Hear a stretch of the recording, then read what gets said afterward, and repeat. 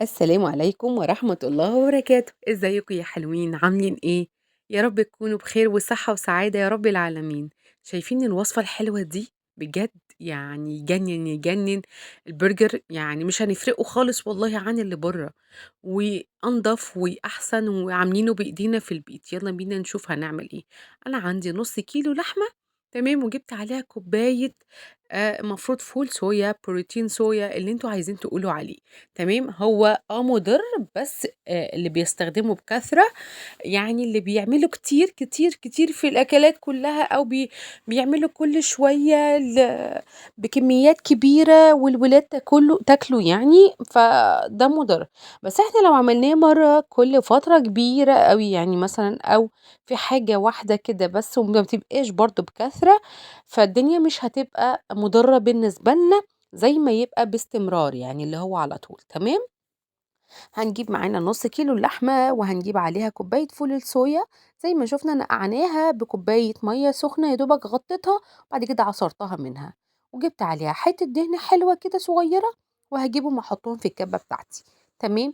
ناخد بالنا ان كوباية فول الصويا وهي ناشفة بتنفش بعد كده. تمام، فهتنفش، هتبقى بدل الكوباية تبقى كوباية ونص مثلا. بعد كده على النُص كيلو، أنا كان عندي التوابل دي في التلاجة باجيبها وباشيلها لوقت ما أعمل يعني، فحطيت عليها المفروض العبوة فيها 2 لكيلو، أنا خدت واحدة على النُص كيلو بس، تمام. معلقة فلفل أسود معاها كده حلوة مطحونة، معانا معلقة ملح، وهاحط معلقة بصل باودر، تمام، ونُص معلقة توم باودر، ونُص معلقة بابريكا، بس كده هي دي التوابل بتاعتي، تمام، مش هاحط حاجة تاني عشان الطعم بتاعه يبقى مضبوط زي اللي برّه بالضبط، وهاضربهم كويس ضربة حلوة أوي وناعمة في الكبة، تمام، ما تكونش خشنة شوية يعني اللي هي ناعمة عشان يبقى القوام واللحمة نفسها من جوّه تبقى كلّها دخلت جوّه بعضيها مع التوابل مع بروتين الصويا اللي أنا حطيته عشان تطلع لي نفس القوام بتاع اللي باشتريه من برّه، والولاد ما يفرّقوش ده عن ده يعني، بل بالعكس هنا طبعًا هيبقى ده أحسن وأنضف وأنا عارفة بأكّل أولادي إيه، تمام. باقلّبها كده زي ما إحنا شايفين وهي في الكبة، زي ما إحنا شايفين كده باحاول أنزّلها بحيث إن هي بُصّوا بتلِم كتلة واحدة. باشوفها كده دلوقتي خلاص هي كده تعتبر خلاص دخلت أصلًا في اللي أنا عايزاه، بس لسه فيها قطع بسيطة من الدهن أو أي حاجة يعني، فباضربها ضربة كمان وبعد كده باطلّعها زي ما إحنا شايفين، تبقى كلّها حتّة واحدة، ما بتفُكِّش معايا خالص وهي على ال الgrill بتاعي أو الصينية يعني اللي هاعملها عليها ما بتفُكِّش خالص. هاجيب بقى عندي بتاع البرجر اللي هو الغطا، أي حاجة عندنا بتاعة البرجر نفسها، أي حاجة عندكم متاحة ما فيش أي مشكلة، بنكوّر كده تكويرة حلوة على حسب الحجم اللي أنتم عايزينه، أنا كنت عاملاه الجامبو كبير، وبعد كده بي يعني بيكِش كَشّة بسيطة كده، فبيبقى زي الفل يعني ما فيهوش أي حاجة، مش يكِش أوي بقى ويخسر، لازم يكِش يا جماعة. لإن كمان الكلاسيك اللي هو اللحم الصافي أصلًا بيكِش خالص، يعني إحنا مش بنلاقي بعد كده الحجم نفس الحجم، لإن هي لحمة وداخلها دهون، فأكيد هتكِش معانا، تمام، بنعمله بالحجم اللي أنتم عايزينه، أنا حبيت ولا أعمله تخين ولا رفيع، علشان زي ما هنشوف بعد كده هو أصلًا ما بيكِش الكَشّة بتاعته بيتخن.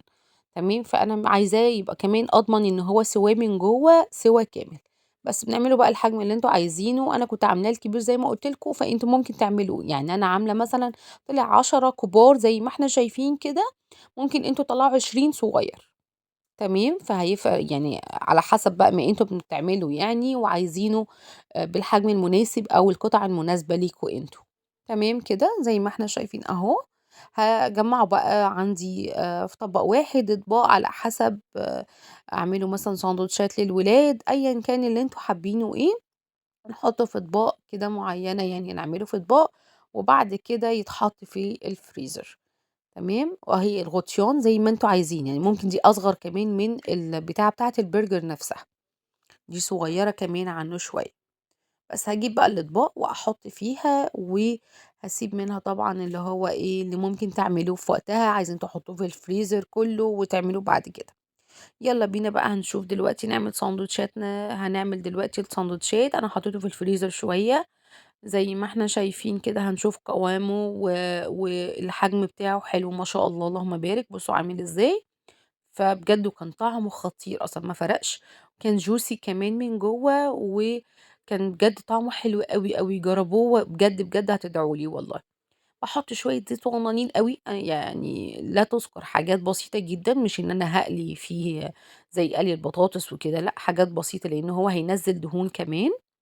بس بمجرد ما يقدح معايا باروح حاطة البرجر بتاعي زي ما إحنا شايفين، بعد ما باحطه باسيبه بقى على النار، يعني اللي هو يعمل مع نفسه شوية زي ما إحنا شايفين، بُصّوا عامل إزاي، بجد يجنن يا جماعة، وكَش بسيط يعني مش الكَش اللي هو أوي، غير القطع بقى الصغننة اللي معمولة هي بتبقى كده already صغننة أصلًا يعني. القطع اللي كَشِّت ما فيش مشكلة فيه على حسب الحجم اللي أنتم عاوزينه. التانية بُصّوا بقى، بُصّوا القوام، أنا عايزة أورّيكم، بُصّوا أولًا الكَشّة بسيطة جدًا، ثانيًا بقى أنا هاورّيكم هو عامل إزاي من جوّه، بجد يجنن، يعني الساندوتش بقى بيتحط عليه طماطم ويتحط فلفل، يتحط خس، كاتشب، مايونيز، اللي أنتم عايزينه بقى، اللي أنتم حابينه تعملوه اعملوه. هي ساندوتشات سريعة وبجد، بجد بتفرق جدًا أصلًا مع الأولاد، وإن هُم بدل ما يجيبوا حاجات من برّه يعني. بُصّوا كده.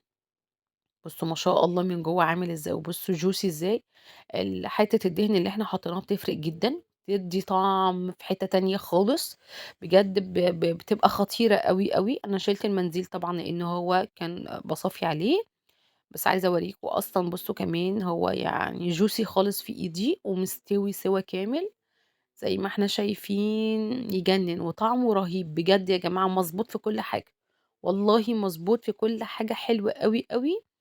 وإن شاء الله يعجبكم يعني، زي ما إحنا شايفين كده، بجد يجنن وساندوتشات سريعة. ولو عجبكم بقى ما تنسونيش بلايك وسبسكرايب وتفعيل الجرس عشان يوصل لكم كل جديد مني. دمتم سالمين، والسلام عليكم ورحمة الله وبركاته يا حلوين.